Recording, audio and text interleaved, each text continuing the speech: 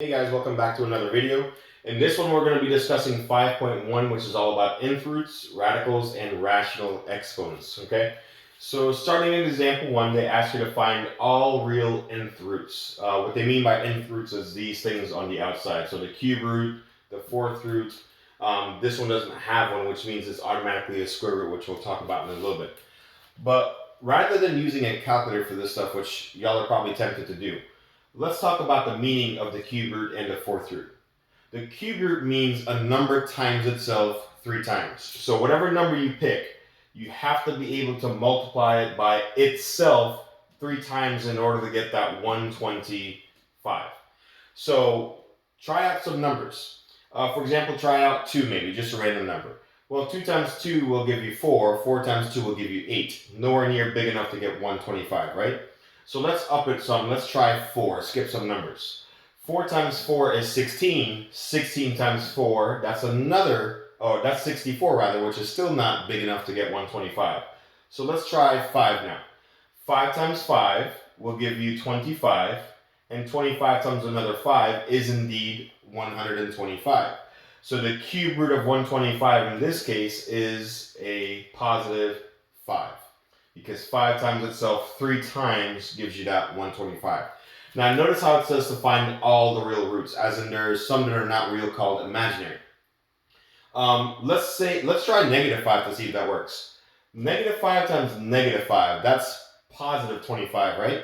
But 25 times a negative 5, that will give us a negative 125. So unfortunately, negative 5 isn't considered a real answer because it doesn't give you the actual answer. So only positive 5 does.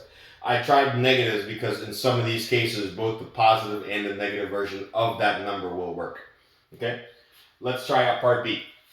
So part B is asking you for the fourth root of 16, meaning there's a number out there that you can times by itself 4 times,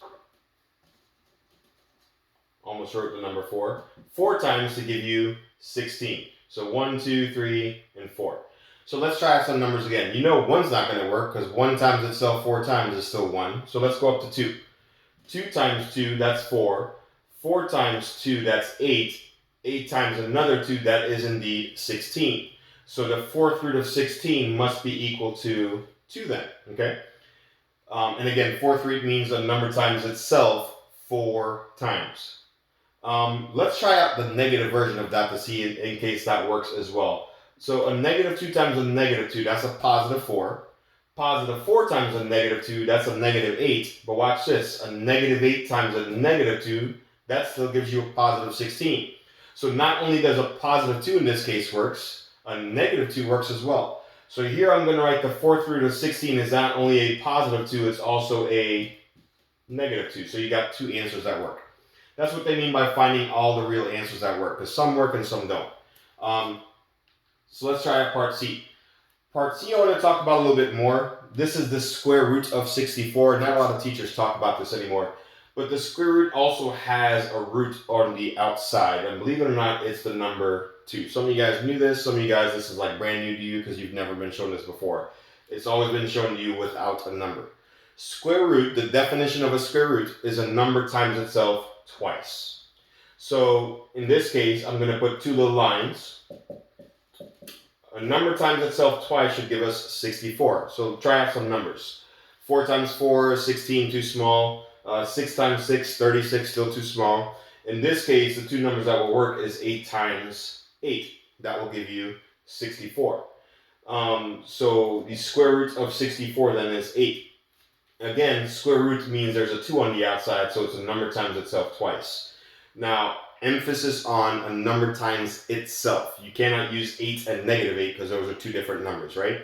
And if you were to try the trick we did before, negative 8 times negative 8, still 2 numbers times themselves, will negative 8 times negative 8 also give you a positive 64? In this case, yes it will. So for this one, not only does the positive version of that number work, the negative version of it works as well. So in this case, your answer is both a positive 8 and a negative 8. Okay, sometimes both versions work, sometimes only one of them works, but you got to try out both.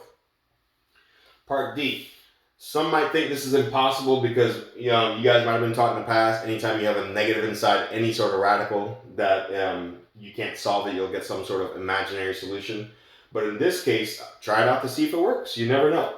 So the cube root, as we've already discussed, means the number times itself 1, 2, 3 times, and that should give us a negative 8 in this case.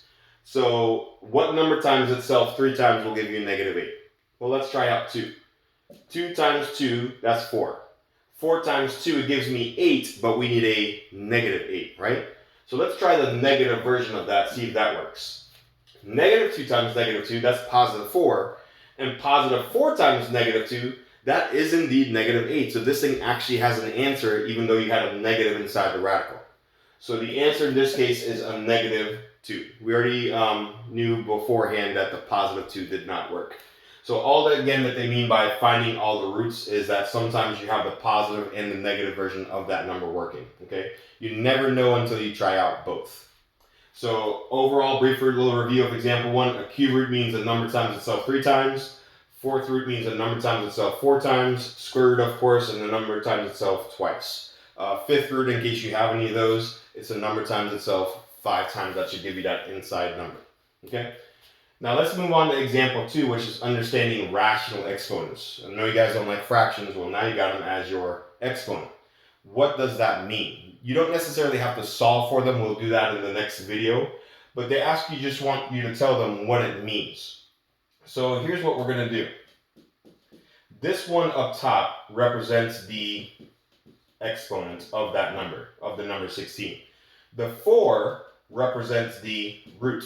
So if I were to rewrite this as a radical meaning this square root, you have 16 going on the inside. We already said that 1 is the exponent of 16, and then 4 is the root that goes on the outside. Okay, I believe they call that the index.